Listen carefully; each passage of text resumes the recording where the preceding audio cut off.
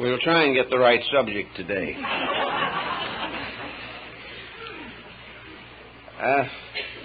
Raymond Lully, who was one of the great early alchemists, once pointed out that the great tragedy of the concept of alchemy was the transmutation of metals.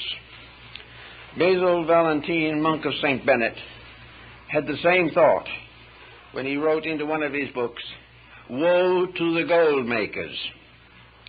Now, this is an interesting thought because our subject this morning essentially is esoteric alchemy. And the history of alchemy itself divides into two distinct branches that have descended from antiquity, possibly originating in Egypt. The word chem in both chemistry and alchemy is an ancient name for Egypt. El is divine or sacred, and we find it used in the Bible in such terms as Elohim, and of course the deity of Islam is Allah. The divine prefix would indicate that alchemy is a spiritual art, a divine secret science. The great texts of alchemy have come principally from the Hermetic background at the beginning of the Christian era. And probably there were alchemical schools in Alexandria at that time. Also, we have early records of alchemy in China and in India. And it seems that from a very far back, there has descended a double concept of chemistry. Physical chemistry having to do with those areas of knowledge which are now considered scientific, and spiritual chemistry, which was definitely a sacred art. In practice, what is the difference in these two systems? I think probably Paracelsus summarized this rather well when he pointed out that the alchemical transmutation was impossible unless the alchemist himself was in the process of transformation. He could not sit back with his bottles and test tubes and retorts and consider his art simply another way of advancing chemistry or a way of replenishing his own financial needs. So we find, as is today, that chemistry is largely dominated with the profit concept, the idea of wealth. We are making all kinds of chemical experiments for various reasons, some of them very good, some of them very dangerous, but always with a certain concept of return in material wealth for the good or the evil that is done. So that largely chemistry is a material art dominated by scientific inquiry and not in any way involving any necessary spiritual overtones. The chemist does not have to be a person of great faith. He does not have to have had a metaphysical experience. He does not need to believe in metaphysical or mystical procedures. He is simply working with physical tests and physical texts. The alchemist, on the other hand, is an entirely different type of person. In the history of alchemy, as it is descending to us, most of the alchemists were very pious people, deeply religious, and convinced that their advancement of science was a spiritual contribution to the well-being of society. The alchemist was concerned with the advancement of his own inner life. Jacob Boehme used a number of alchemical terms in his mystical writings, and these have been very confusing to modern students of his work. But actually, the use given by Boehme in most cases is probably the original intended usage, namely that it is all part of a great system of human regeneration, that it has nothing to do whatsoever with the advancement of worldly goods or worldly position. Now, in Europe, the alchemists got into trouble, very serious trouble, and were persecuted and in many cases put to the rack and tortured to death. Why? Because the rulers or avaricious leaders wanted the secret of gold making. So the moment the alchemist himself began to publicize this part of his belief, he immediately opened himself to persecution. So that the gold making as a science brought many of the alchemists to destruction. Also, the manufacture of gold or any other precious substance without control by the state could result in the bankruptcy of the world. So the ancients were very careful on that point. Now the question then remains is, can gold be actually manufactured? Not whether it should be or not, but can it be? I think the answer has to be in the affirmative. It can be. It also is obvious from recent experimentation that the subject could be advanced, and in the course of time it is probable that artificial metals can be created by chemistry and by the various forms of progress that we now have in the sciences. But this is not the real purpose of alchemy. And where the chemists all get together to raise their own level of economic living, the science went into a very desperate prostitution.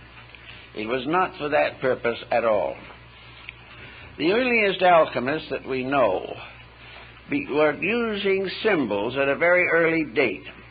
In many cases, the symbols have been accepted as literal pictures, and this has led to further confusion. We know, for instance, that in ancient alchemy, the great retort in which all the experiments were being made was the solar system itself, viewed as a globe, within which all the chemistries and alchemies of existence were taking place. We know from our own researches in more recent times, and the ancients certainly believed, that this world in which we live is a great theater of mysteries, the major secrets of which have never been solved. That actually the world is a strangely complete thing, within itself containing everything necessary for the infinite perpetuation of itself. And this condition goes on rather peacefully and naturally until human ambition and avarice take over.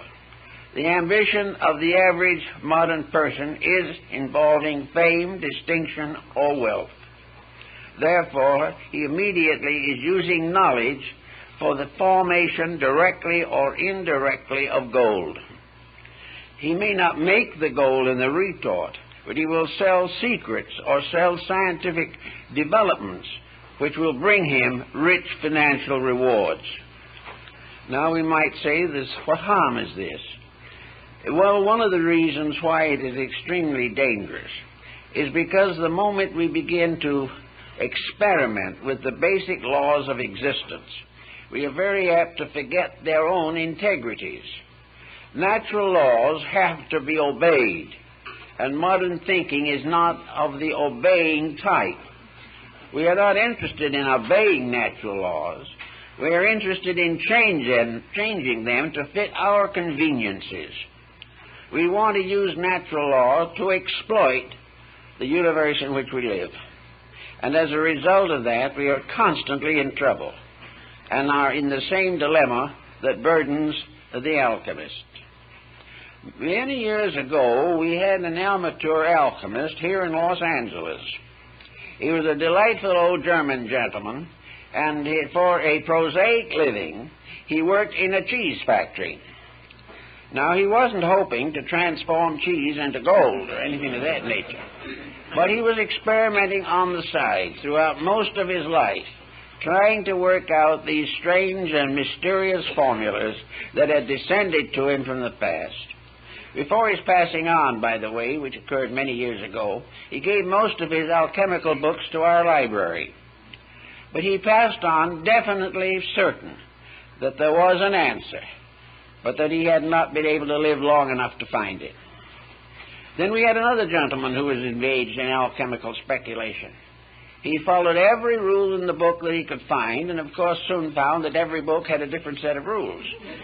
This is always confusing and very frustrating. He went on and on and on, using every contrivance of physical knowledge. He bought a lot of apparatus and instruments. He followed hunches and hints, and he kept on going, and he was always on the verge of a great discovery, but it never happened. The one thing that he did not do, as I tried to point out to him on a number of occasions, he did not have a deep, abiding love of God, faith, or mankind. He was simply an intellectual, convinced that a science could be made to work. But what the science meant in terms of his own character never seemed to occur to him. Now, when we go into the alchemy of China and India, we find almost immediately that the symbolism moves from pure chemistry and things of that matter to all kinds of vibratory patterns which we know in life. Alchemy in China was tied in with music and the musical scale, the harmonics of life.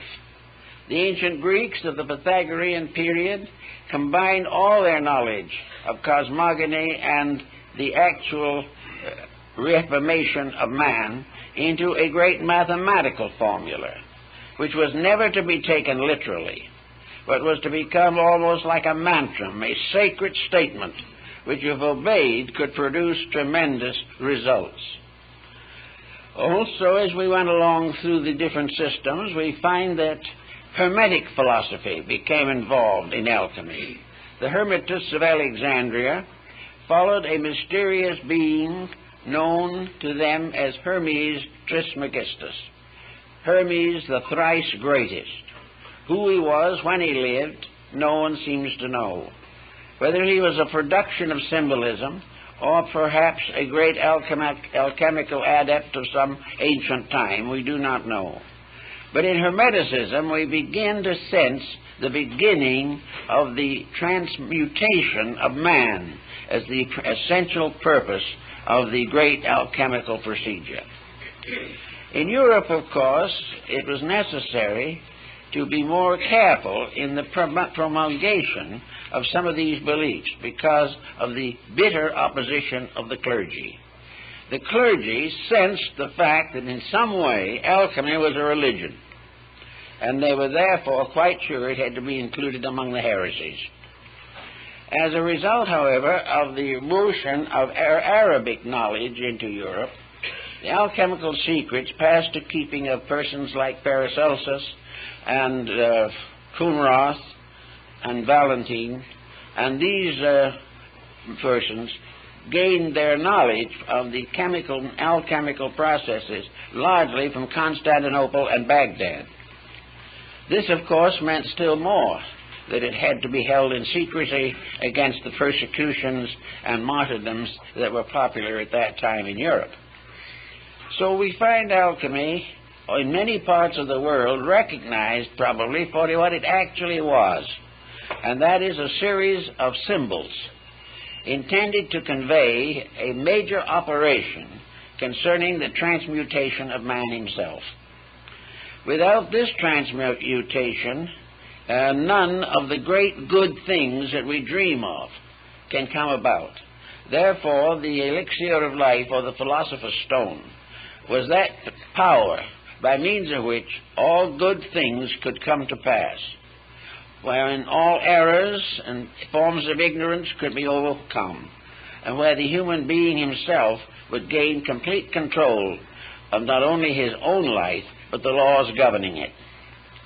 Therefore, we come to this particular thought that seems to be very much in the medieval alchemical tradition, and that is there any proof of transmutation? Do we have any actual evidence of things being completely altered? Has there ever been a scientist that could completely alter anything? He could modify it, yes. He could improve it to a degree. He could destroy it always. But the process of actual transformation of a thing from what it is to something totally different. This has been a question that has been of concern in alchemical researches for ages. The answer, of course, is extraordinarily simple. The answer lies in the human body itself. The process of digestion of food requires the transformation of elements. It requires an almost instantaneous adaptation of certain principles to special usages for which they were not originally intended. It is possible, therefore, for food which is taken in to in some way maintain a life principle which is not the food, which is not in the body otherwise, but it must be used to nourish the spiritual ends or principle in the human being. Therefore, the bread and butter and the cheese and milk keep alive something that is not any of them. Keep alive a thing which throughout life will continue to cause the heart to beat, which will continue to circulate the blood and nourish the functions of the human being until the end of life.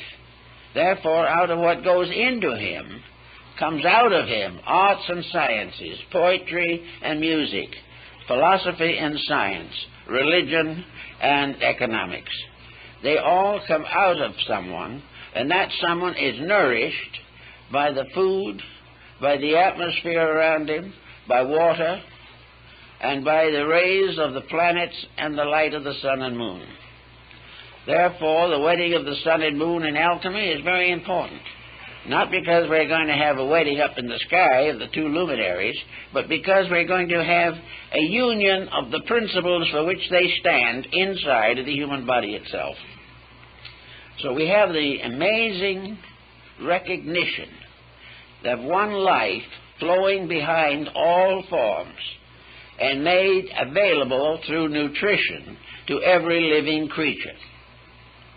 We find, consequently, that from the harvests in the fields, that a world is nourished, and those who eat these harvests become proficient in many forms of activity.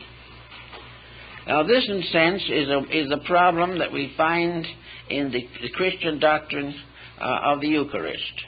Here we have a problem of the divine blood. And in alchemy, this divine blood is the elixir of life. How this divine blood operates is not clear to many people. But in some mysterious way, universal life supports living things. And these living things may never be aware of the source of their own nutrition. And in a mechanistic era such as ours, they do not care about the source of their nutrition. All they want is to keep on going. Now, out of all this has come a new concept of nutrition also. A concept involving vitamins and proteins and carbohydrates, and an entire system of nutrition based upon the development of highly specialized nutrients from the various food materials that we eat. That all these food things have something to do with the maintenance of the various structures of the human body. In this sense of the word, there is an acceptance of alchemy without any understanding of it. Here we have the realization that nutrition does do the work. But how this nutrition does it, and why it does it, and how one general type of nutrition can maintain an infinite diversity of creatures is another problem that is difficult to understand. One of the problems, of course, is that the nutrition must be regarded as conditioned to the creature which is receiving the nourishment. So we have within our own bodies an extraordinary laboratory, a laboratory the mysteries of which we haven't begun to touch, a laboratory in which every type of nutrient is made available to every type of living thing. And all this happens without a chemist sitting somewhere and arranging it all. We can, in nutrition, have someone who can help to make it practical, who can prescribe various materials for our common nutrition and for special emergencies that arise. But prescribing them is not creating them, and prescribing them is not understanding them. It is simply that we have gradually come to know that certain materials have certain effects, and we depend upon this to maintain the procedures which we hope will strengthen and lengthen our life expectancies. Now, immortal life was one of the beliefs of alchemy. So they had a number of very quaint and unusual concepts about this matter. Some of these concepts are very difficult to understand even now. But we know that they definitely believed that there were in the world a few individuals who had solved the mystery of alchemy. And the master of all the alchemists was Elias Artista, the most celebrated of all the Hermetic adepts and philosophers. No one really knew him, although we do have 2 or 3 early books in the library in which alchemists describe a meeting with him. But Elias Artista was the symbol of the perfect alchemist. He had a number of disciples, however, who came very close to him in achieving the ends which he sought. And the powers of Elias were such that he would appear in laboratories where worthy persons had worked very hard for years and given them a hint or a little advice to advance their researches. Then he disappeared and was never seen by them again. He appeared in many nations and in many different appearances. He spoke many languages, but he is supposed to be an eternal person, living on and on, because there was nothing within himself to cause him to die. Death has to be the result of causes, and life expectancies are increasing constantly. But life expectancies to reach phenomenal extension of time are now either a phenomenon in themselves, or else they are the result of very serious scientific conditioning or constitutional ability to adapt nutrition over a longer period of time than is possible to most people. The alchemists also pointed out that the beginning of the alchemical experiment was, of course, to remove all friction from life. By friction we mean wear and tear. Now, what is wear and tear? Well, to most people, wear and tear is doing the things they have to do and have no particular interest in doing. Wear and tear is also the result of the lack of control of the mental, emotional, and physical activities of the individual. All of these activities use energy. A large part of the energy we use today we waste. We are not conserving it. We are not taking care of this mysterious vitality that comes to us. We are allowing it to be expended in all kinds of useless ways.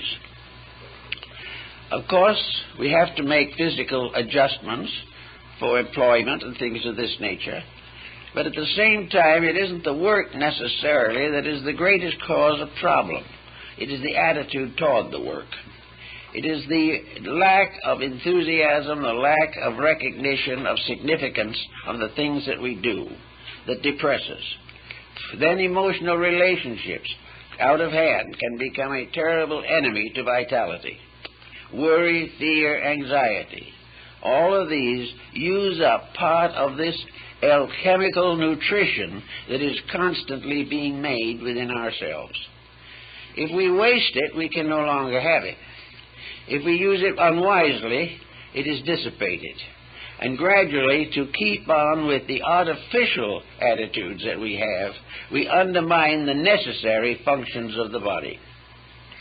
So the alchemists, first of all, declared that the master of all arts was God. Deity was, in a sense, the extra-personal, perfect alchemist. because in deity all things continue according to the divine will. How this will operates, man does not know exactly, but he does recognize, if he is mystically inclined, that there is a tremendous background of eternal wisdom behind the things that happen in nature. And so deity becomes the perfect force behind generation and regeneration. The deity brings forth the seed, the plant, the flower, and the fruit. And then that seed becomes the next generation of the same. And in alchemy, these seeds are called the tears of God, because they are the weepings which produce life everywhere. The symbolism is strange and obscure, but we can gradually work some of it into a pattern if we try hard enough. We must begin with what the alchemist begins with, base metals. We must begin with things as they are here, visibly and inevitably. We cannot build our alchemical formulas from elements or substances not available to us. So the beginning of all things is to recognize that the first operation is a transmutation of physical factors, elements, and properties. In other words, purification. If it's mercury, it must be purified. If it is sulfur, it must be purified. If it is salt, it must be purified. And if it is man, he must be purified. Everything begins with the purification or the removal of the dross, which limits the value and limits the survival of elements, principles, and substances. So we start with the concept of a pure material with which to work. The alchemist is given various clues and keys on how to achieve this pure material. He might assemble it under certain aspects of planets. He might wait until the moon shines upon the water before he uses it in his test tubes. He may do all kinds of things. He must purify, first of all, by gathering his materials from pure sources, as much as he can. Most of the great experiments of Paracelsus and many others were possible because of the pure high atmosphere of the Alps. Here materials were uncontaminated. Here things grew to the fullness of themselves. And here in his day there was no smog or congestion. These pure materials, having been found, become the basic elements with which to work. Now, you may have to go out and work and look and search for a long time to find a pure material in workable condition, something that you can actually use. Now, the same problem applies to the person himself.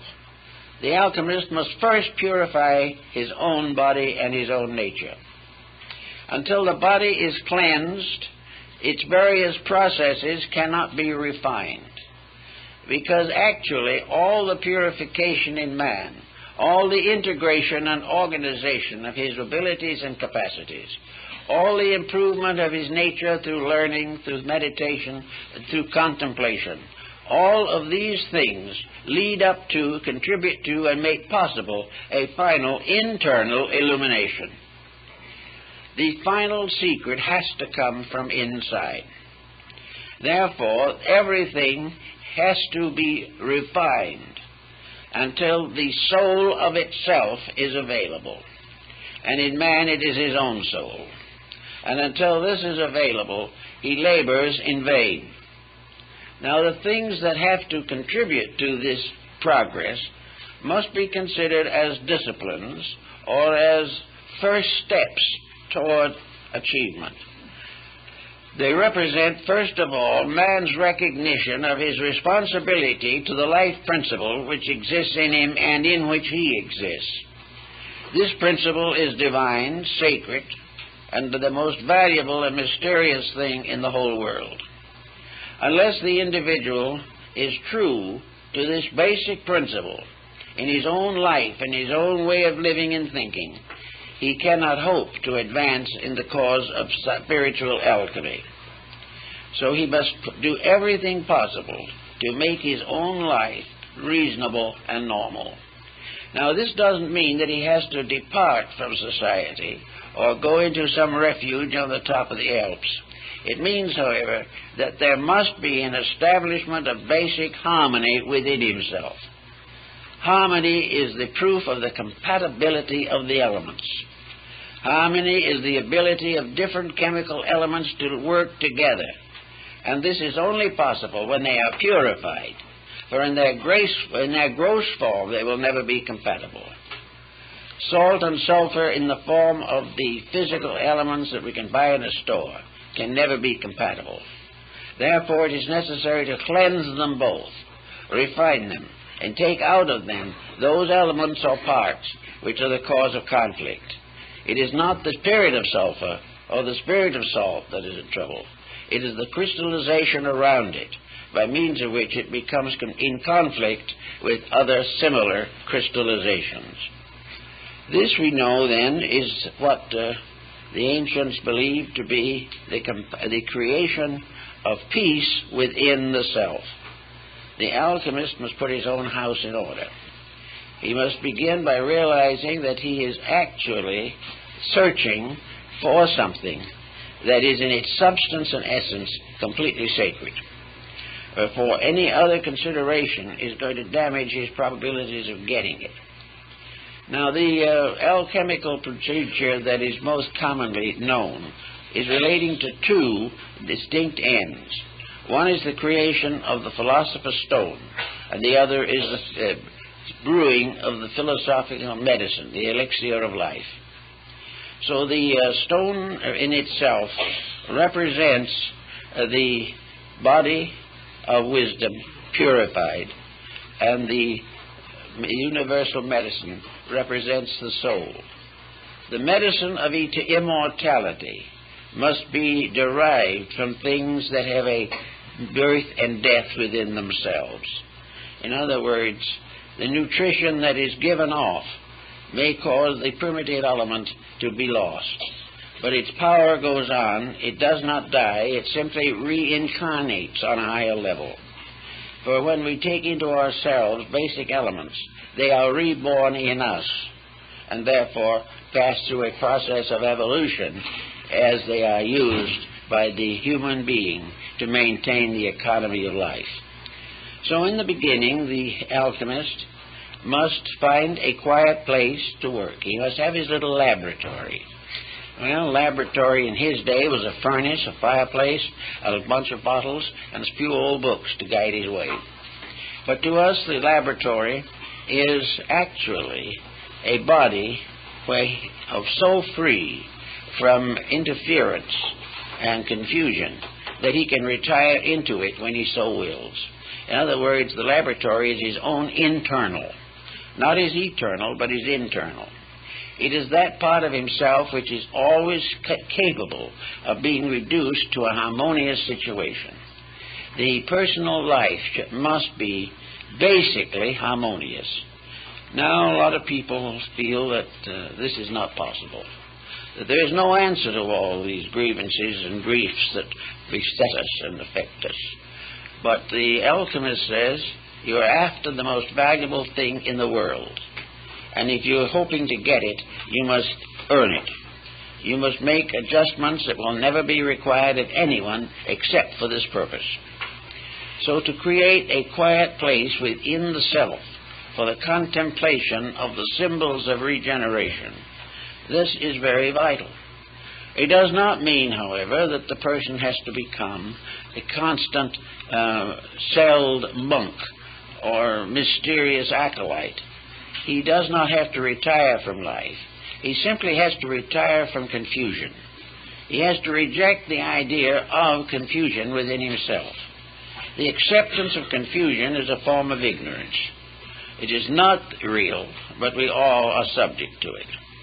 But confusion also means waste of energy, waste of time, depletion, and inability in that state to contact a deeper and higher part of ourselves. This we find in our Oriental philosophies in the series of Yoga and Vedanta. Here we find the mystery of the Chakras, And the chakras are the seven seals of revelation. And the seven seals of revelation are actually the seven sacred metals of the alchemical transmutation. It's all part of one thing. But if the Orientalist wishes to practice yoga, it is very important for him to first of all recognize that he is not practicing it in order to gain power to dominate somebody else. He is not practicing it in order to free himself from the responsibilities of living. He is practicing it because it is a way ordained by deity, by means of which the wanderer returns home to the spiritual homeland from which he came. It is a part of a journey, and the journey up through the chakras and up through the Sushumna Nadi are all journeys toward reality, toward the self, toward the infinite, which we are all seeking to understand. So in alchemy, the quietude is the same as that recommended for yoga, to find a quiet place. Now, in Tibet, there used to be an old monastery where they had a very nice idea of how to train an acolyte in quietude. They had him sit under the temple bell and rang it all the time, until most people would have gone completely crazy. But he was supposed to sit there and be so peaceful that it was incredible. He must reach a point where that clanging meant absolutely nothing, or in which finally he was able to hear in this clanging the voice of God. There had to be a complete indifference to interruption. An indifference which did not mean to neglect duties, but it meant to curb abuses of all kinds. So the alchemist also had to learn to achieve an absolute quietude that was not negative. He was not looking for a psychic revelation. He was simply finding peace, which is the foundation of growth. After a certain length of time in this allotted labor, he was able to quiet his nature, to release from it certain basic powers already available to him, because he also has within himself the seven seals of revelation in the forms of the vital organs, the various ductless glands, the various systems of the body, the composition of the blood, and the seven orifices of the heart. And it is in this Shaptapana cave, as Buddha pointed out, of the heart, that the great mysteries are revealed. So the heart becomes also part of the alchemical paraphernalia, by means of which the individual receives finally the full support.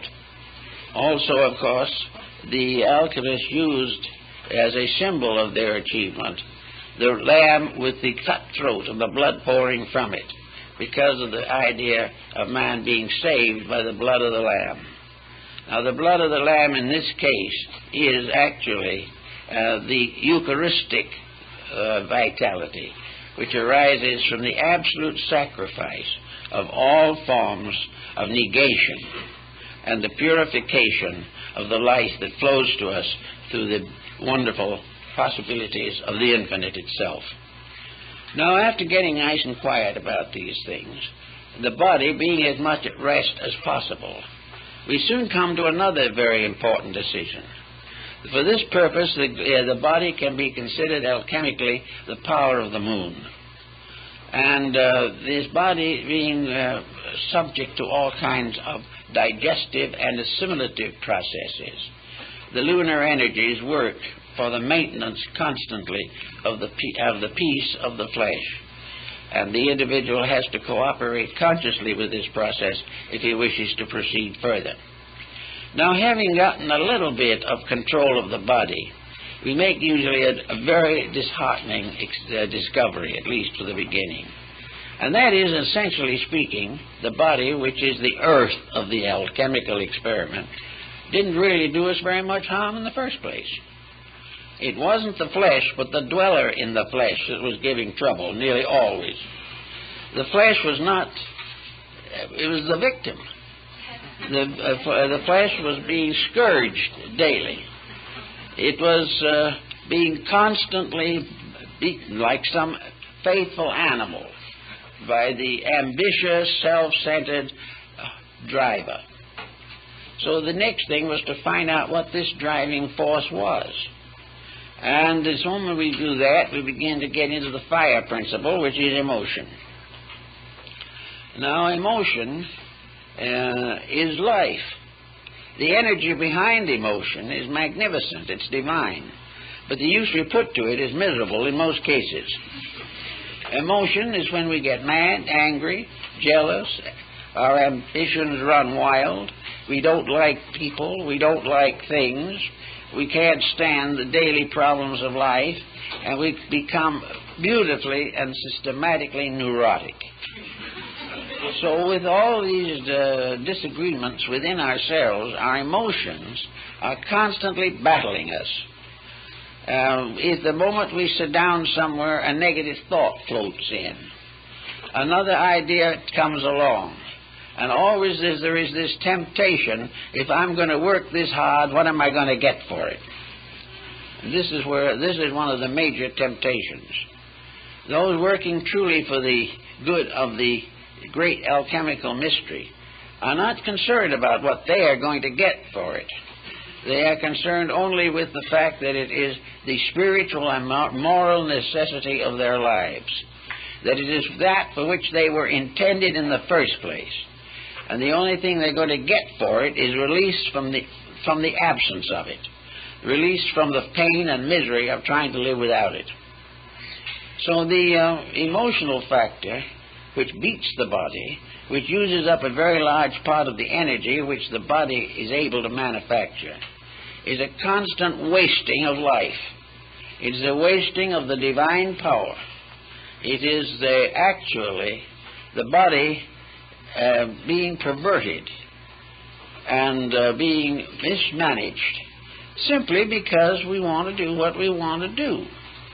Now, behind this little mystery and this little problem lies thousands of years of tradition. We have always supposed that when we were unpleasant, we had a right to be. We also believed that when we wanted to think something nasty about a person, it was our privilege.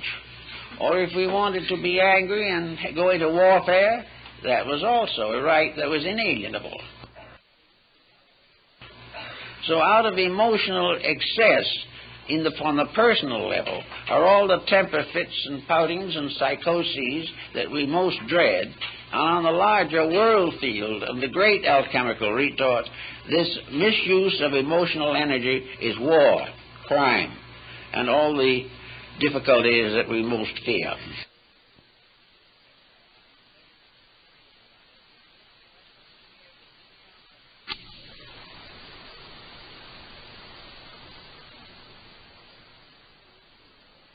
Use of emotional energy is war, crime, and all the difficulties that we most fear. So in a small way, we have to heal war by getting rid of our own conflicts, getting rid of our own hurt feelings, our own offenses, getting rid of those things we want to do which we know we can't, and the extravagance which demands that we accomplish the incredible or be miserable.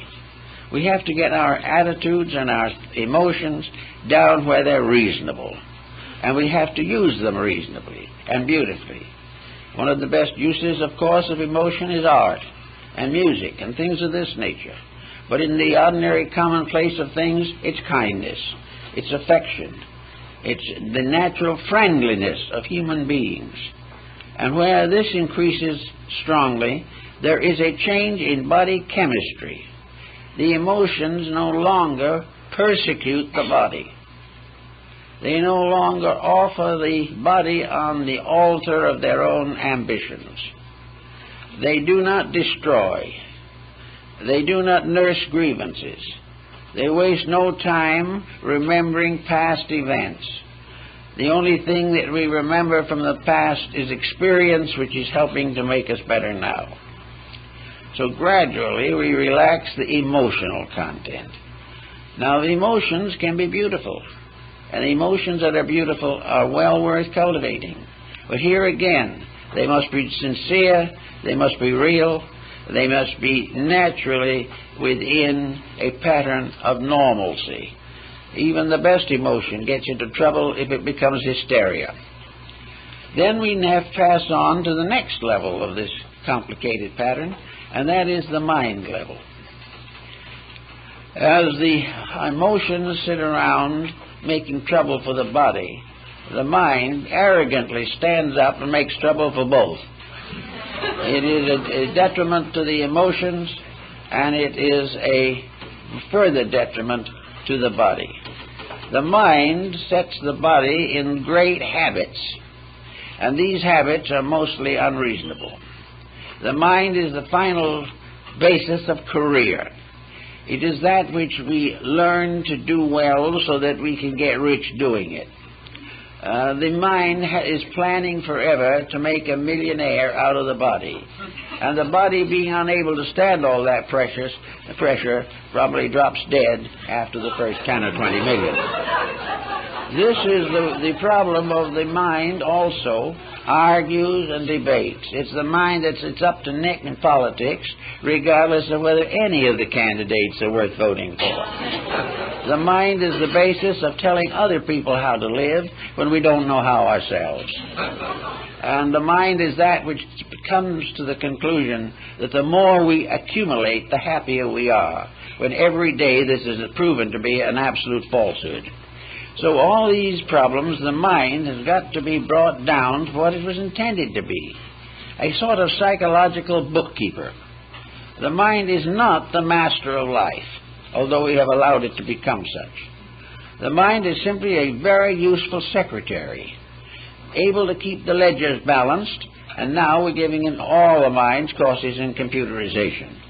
But it's going to be a long time before we use these computers to find out what's wrong with ourselves. And we may sometime. It may be someday that we will have to fight it out with the computers, because they may be more right than we are. In any event, however, the mind is a constant cause of agitation. Its ambitions and appetites know no bounds. And very often it forms a very difficult and unfortunate partnership with the emotions. When the emotions justify an attitude, there is definitely a bad situation. When the emotions fire the mind, that's one problem. When the mind rationalizes the emotions, that can be another. In all these problems, the only answer is gradually to recognize the ascent of the being through these conditions. These are the stories that we have in the great system of the ancient mysteries. The rites of Elysus and Dionysus, the rites of Horus and Isis, the rites of Buddha in India, China, and Japan, were always arranged in three basic steps. And these three basic steps represent the three great levels of the personality. That part of ourselves which we have some inkling of, but have very little understanding. They have also become the basic blue large degrees of Freemasonry, and many other fraternal orders have the same trichotomy of rituals and symbols. So the three together constitute what might be termed the visible or tangible temples. In the body, these three powers are the grand masters of life.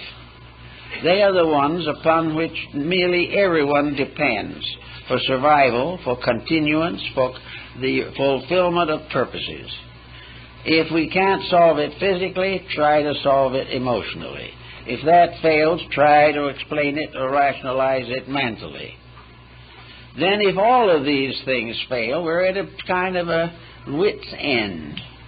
Sometimes we simply drop back and they say there is no answer, and return to the more familiar things. Those of a more idealistic nature look upward and see above these three steps something else, perhaps God. That's something they still have to transcend more than they have realized was necessary. But for our personality and for the experiments of salt, sulfur, and mercury, we have the threefold body and the auric or magnetic field in which it functions. Now, the magnetic field is a very curious thing because it is also a mass of chemical factors. The magnetic field is a constantly changing compound of interactive energies. The magnetic field is like a bottle that is being violently shaken after a whole group of materials have been put into it. Now, when we look at the situation symbolically, the magnetic field is a bottle. And it is the bottle that contains the three parts of our own lower nature, each one of which has a magnetic overtone. And when we begin to realize this, we begin to see that we have interactions here as well as in the body. In fact, we have to explain, for instance, why a temper fit will cause a headache, or why indigestion will result in serious emotional complexes. The answer is simple. They don't do it that way. The troubles arise in the difficulties in the auric or magnetic field due to intemperances of attitudes. If an individual is angry, the magnetic field blazes up and really practically burns out most of the other values, for the moment at least. If the individual is depressed, the magnetic field fades down to a shadow. If an individual is in the presence of contagion and is healthy, the magnetic field can protect him from infection. If, however, he is depleted and goes into the presence of it, he may catch the ailment. So the magnetic field, in constant motion, emotion forms, thought forms, and bodily essences make up this particular area. And if there is any deceit, any falseness in the personality, it will show in the magnetic field, although the individual may try to talk himself out of the problem itself. If you have a temper fit and you say it was justified, you are not sure of that, because it's not only justified if it does not result in trouble in the magnetic field. The magnetic field is not interested in your excuses. It is not interested in your explanations. It is interested in the chemical interaction of values. When you pervert a value or misuse it, the magnetic field bears witness. And the moment it bears witness, the magnetic field's resources are depleted and the individual does not feel so well. Little by little, abuse of the various emotions, thoughts, and bodily functions will result in the exhaustion of the magnetic fields. And when that exhaustion is complete, the individual simply leaves this world. He cannot function if the energy fields do not sustain him. So it is very important to maintain harmony. And this was one of the great principles of Pythagoras, that the world had to be maintained as a musical instrument, that it had to be in harmony always. And the individual in his personal life is also a musical instrument. He is the Veena of Shiva, the mysterious instrument that plays the majestic music of life. If he mistakes his destiny or misuses his powers, he is simply in trouble. Now, most of the alchemists got about to the point where they were beginning to sense some of these values, and then they went into a doldrum, because having gone to as far as the mind could take them, they found themselves at the entrance to the promised land, but they could not enter in. They did not know how to handle that which lies beyond. They had listened carefully, and as Faust in his laboratory, they had read all the great books, they had studied all the mysteries, but there at last they stood with all their lore, fools no wiser than before. Something was wrong. The great search ended in a frustration, not in a great reward which they had hoped for. Now, the only answer to this was to do what Lully and Valentine and Coonroth and many others did, and that is check over what has happened. What did happen? Why is this sudden block that is impossible for most people to get through? And the final decision was that this block was the absence of a faculty higher than the mind. The mind could only go a certain distance. Even though the most beautifully trained mind, it could not fulfill the ultimate. There has to be something higher than the mind, without which the great experiment cannot be performed. Now, in alchemical parlance, when Elias Artista visited the alchemist, he sometimes gave him a small amount of the transmuting powder.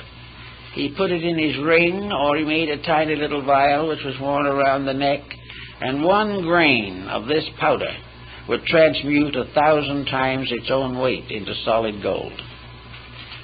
Well, there was a lot of talk about that, but the grains were few. But it was known that in some cases they were. It is believed that Roger Bacon offered to finance the Crusades for England as a result of the ability to transmute base metal into gold suitable to be minted.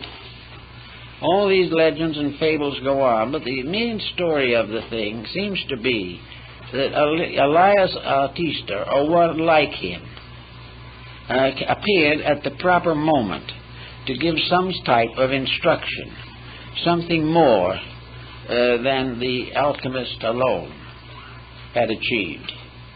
The Elias never occurred or never appeared unless the disciple was in every way worthy.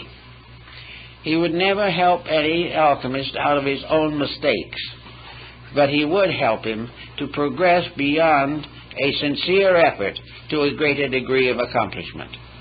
And of course, in the alchemical tradition, there were 7 stages of adepts and masters relating to the science.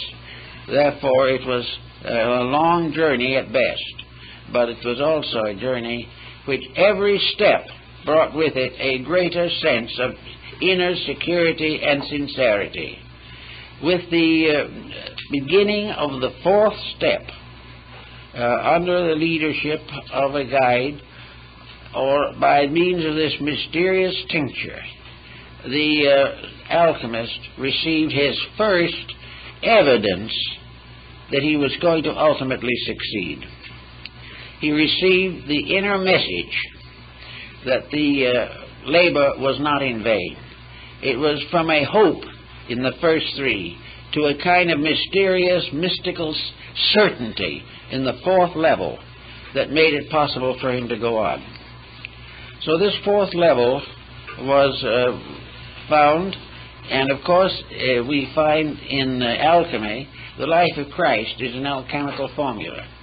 We also find, according to the Kabbalists, that the Song of Solomon is also purely a chemical formula in disguise. But the Christian formula of the Christ mystery places Christ as the final achievement of the universal medicine.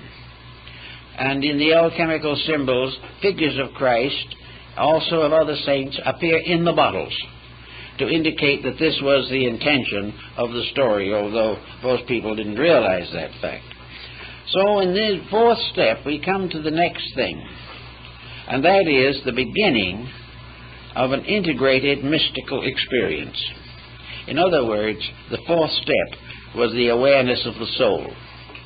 It was what in Indian philosophy is the Buddhic state. It is the state of the individual suddenly becoming rational inside himself, achieving a sense of reality superior to thought, and also becoming for the first time capable of directing his own efforts by the very divine power within him which he was seeking to release into manifestation. So in the ancient Hermetic mysteries, the soul was the symbol of the alias artista, the adept. It was the one power in man capable of becoming the internal instructor, capable of becoming the source of inner enlightenment that cannot fail. Now, in the system of the alchemy, the cultivation of this soul power is perhaps most clearly defined in the writings of Böhme, the German theologian, mystical shoemaker, who was one of the greatest mystics of the Protestant world. Böhme was the one who finally realized that within himself was the adept. The adept was not somebody wandering around outside. The adept was the adept self, more or less of the same spirit of leadership that we find in the psychology of Carl Jung, where the teacher, the inner teacher, becomes the symbol of the master alchemist. In this particular phase of the subject, light begins to shine from within. Light begins to clarify things. The eye begins to see through the blind spot in its center. The world becomes more and more translucent. The elements become more and more understandable. And instead of seeing nothing but bodies, the intuitive mind gradually learns to see nothing but qualities. And the intuitional mystical experience is one in which the individual, looking at things, sees them as they are, and not as he has thought them to be. He sees the rock and the stone and the star, not as he does with mortal eyes, but from an inner vision which projects a higher level of sight. In other words, to make it a little clearer, all things that exist have not only the visible forms of their existence, but the invisible forms. Each rock and pebble, each twig and flower is not only a physical thing, but a metaphysical thing. With the mind, emotions, and bodies, we see the physical thing, we pick them up, and we make a bouquet of flowers. With the psychic power of the soul, we see the psychic bodies of these things. We see the magnetic fields of them. We become aware of their degree of growth in the development of their potential. We also become able to watch clearly the result of combining them. We see the compatibilities and incompatibilities. We see the elements that work together and the works that cannot be reconciled. So little by little, as we work with the soul eye, we become aware of the universal soul. For the first time, we are capable of seeing the quality of life.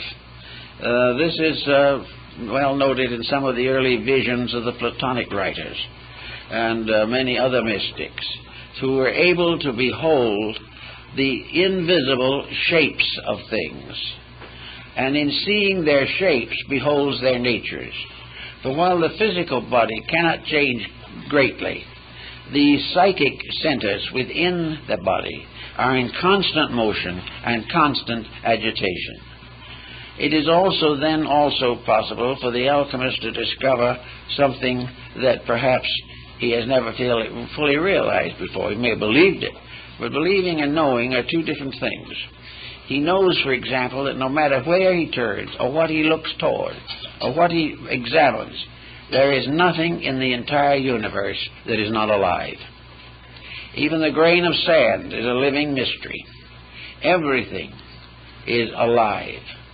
And in the great aliveness of things, the magnetic fields of all these different forms gather in the magnetic atmosphere of the universe. It is a very great and important subject for careful study. But in any event, with the beginning of this dimension of value, the alchemist begins to discover how to accomplish the mutations which are necessary to his art. He knows the principle of sublimation. He knows the cycles of recapitulation that have to be used, because gradually he sees that alchemy is only a symbolic representation of the entire process of universal activity. Everything is part of the same great pattern. and this pattern unfolds as we become capable of understanding it. The pattern is never more nor less, but our relation to it is forever changing as a result of personal growth. A disillusionment or a frustration, these leave scars in this great pattern, but in the course of things we go on in any event to that which is necessary to us. As a result of the development of the soul cycle factor, we are reminded of Nicolas Flamel, a Scrivener in France, who became an alchemical adept. He and his wife Pernella both worked together and finally accomplished the projection. Then what did the good man do? Flamel simply took all that he had made, with all of his arts and all of his struggles, and dedicated it to the building of churches and the service of the poor. And in the Yard of the Innocents in Paris, his Church of the Innocents stood for centuries, but was finally destroyed during the Revolution. When I was in Paris last time, I tried to find where the church had been. I finally found the Square of the Innocents, now a little park, but no building. And in the yard of the Musée Clément in Paris are stones from the ancient church. This church was ornamented on the outside with the hieroglyphics of the achievement of the great work.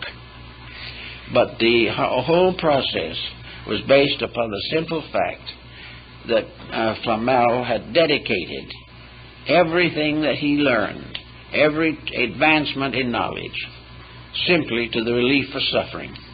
He had no intentions of profiting by it himself. This is probably why he was one of the greatest of the European adepts, and why after he was supposed to have died, he simply retired into the Near East, where he was seen centuries later. But in any event, when you get to this level, you begin to work with the chemistry and alchemy of life. It is no longer little materials in bottles. It is vast concepts experienced within the unfolding massiveness of human projection. Little by little, the entire mystery goes on until finally the individual, from an intuitive procedure, forms a reunion with the divine part of himself. And having made this union with the divine part of himself, he then goes on to the further steps of the great transmutations. He finds himself gradually lifted up into the hierarchies of life, but never, however, for personal gain, never for glory, never for wealth, and never to escape pain.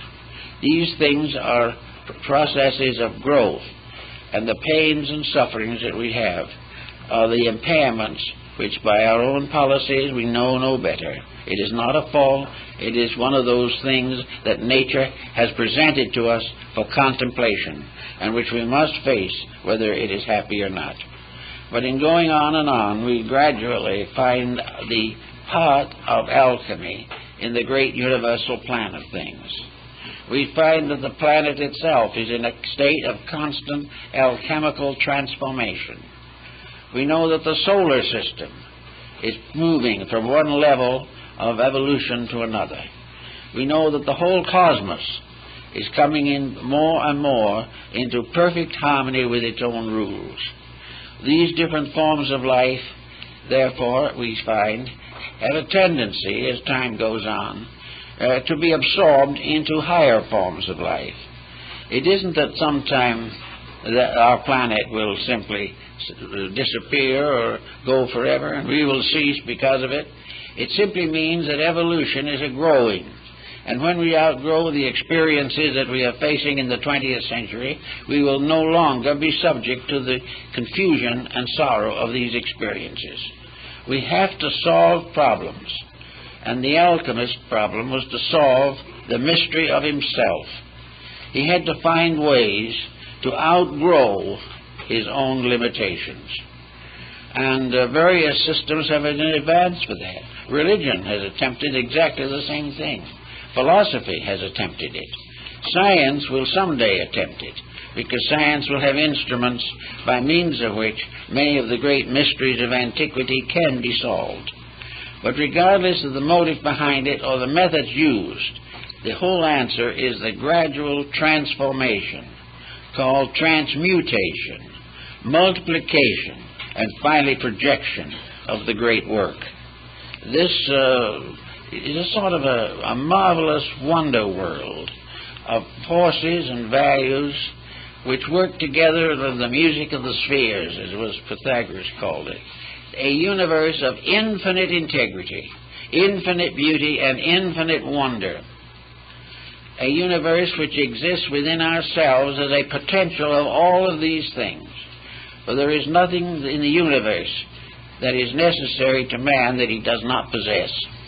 And it is perfectly possible to conceive the ultimate unity of man and the universe, not by him ceasing to be himself, but by outgrowing what he has come to consider himself, which is another pretty little problem that we all have to face. We all think of ourselves as we are. We think of ourselves looking in the mirror and seeing exactly what we are. We look in and we see a face that is fairly reasonable. That's pretty good. If it's too unreasonable, we try to do something about it. We look around us, we see our clothing, we see our friends, we see our associates, and we see ourselves as a kind of creature, just as we are. And with the mental and emotional levels of vision, we see the inside the way we think it is. For the outside, we have to depend on X-ray. But on the other phases of it, we look inside, and we see ourselves as a more or less complicated mass of conflicts and contradictions. We realize that we're nothing to brag about if we want to be really honest about it. But we always can think of something to brag about. And all these infirmities, weaknesses, limitations, we take for granted. The individual is what he is. He's going to be here a little while, then he's going to leave. Where he's going, most people aren't very sure. But in any event, we take this selfness as it is to be ourselves. This selfness is the thing we've given the name John Doe to. And whenever someone says John Doe, we stand up. We recognize ourselves by these forms utterly and completely. We recognize ourselves as a separate entity somewhere in the world of creatures. And it never occurs to the average person that there is any real reason why he should be anything else except what he appears to be. There's no reason why he should give up all his pleasures for something he doesn't understand. There's no reason to assume that he could ever be any more than he is. Science is very doubtful about that. He thinks he might, in the course of millions of years, become an animated computer, but there's no proof of that. We just don't know, but we assume that as we are is it. So it's from that standpoint, we are locked in the lowest level of achievement. But the only other answer seems to be to try to make as it is as comfortable as possible. We don't want to suffer more than we have to. We do not want to do anything that is going to inconvenience us. We want to go along as well as we can until we leave. Well, this, of course, is a lack of aspiration. And there has to be some aspiration or nothing works. Therefore, it becomes very necessary for the individual to sense that there is something more that he can become, or he will stay the way he is. No amount of education can get him out of it, because education can only help the mind, but the mind cannot get at the fact. So out of growth, out of friendship, kindness, experience particularly, we have to gradually release the soul power, the over-self of Emerson. We have to release this inner superiority and give the best of ourselves immediately the rulership over the rest of ourselves. Plato said that in the philosophic empire, the wisest lead, and those not so wise are still wise enough to follow honorably. To the individual, the best part of himself must be the leader of the rest. For the moment he rests leadership upon any contaminated level of his own consciousness, he is in trouble. So he tries to go along the best he knows. But the alchemist was a kind of a being apart, a natural mystic. And there have been many mystics that were not alchemists, but were also on the same general level. There is a part of society, it's a small part, unfortunately, that has discovered within itself the need for growth, the need to become more, that there are certain nagging questions that we need to answer in order to live well now. And we also have to know more about more before we can get along with the little that we do know. Gradually, we have to increase in all these values in order to make life in this world suitable to us. We have to try and find the answers to war and corruption. We realize that as we are now, even though we may never be in a war ourselves, we are in a war and conflict with our neighbors and our families and within the biological structure of our own bodies. Therefore, something has to be done to arbitrate these things. So the way of arbitration is a slow process of discipline, by means of which we ascend through the three personality factors of our lives and come into harmony with the fourth level, which in the ancient astronomy was the level of the sun, the fourth orbit. Then we have to take the body and the psychic, or the soul, and wed them in what the alchemists call the marriage of the sun and moon. All of these things are interesting experiences and philosophical thoughts, but out of them come certain simple things. Alchemy is nothing more or less than a dedicated effort to find out where we came from, why we're here, and where we're going. It is also a science by which all sciences built in selfishness can be rededicated to the common good of humanity. It is a way of applying all that we know to all of the problems that we must solve. Gradually, step by step, we become more knowing, more useful, and more helpful. And we become better citizens here, and whether we realize it or not, we're better citizens of eternity. So the alchemical symbolism is a lovely metaphysics. It is a gracious and beautiful approach to one of the great problems of daily existence. And every individual in his own personal life can be an alchemist. He can be a worker with the divine chemistries of living. He can work with the chemistry of adjustments with society. He can work in disciplining his own nature. He can develop integrities and kindliness and gradually transmute his life from a self-centered effort to succeed into a soul-centered effort to serve the great cause of life. As these changes take place within himself, he will find that he is gradually being transmuted. He is being changed from a mortal creature to a divine being, which was always there, always within him, but which was locked by the limitations of what we might term natal ignorance, the ignorance of a life growing up that has to grow to know, has to develop its own potentials in order to be able to learn, and which, one way or another, by the problems of life, will ultimately be impelled to dedicate itself to the search for that which it needs to know. If we put all these things together and work them out, we will be, I think, good alchemists, good mystics, good Christians, and good followers of the great ethical principles of the world. I'll thank you very much.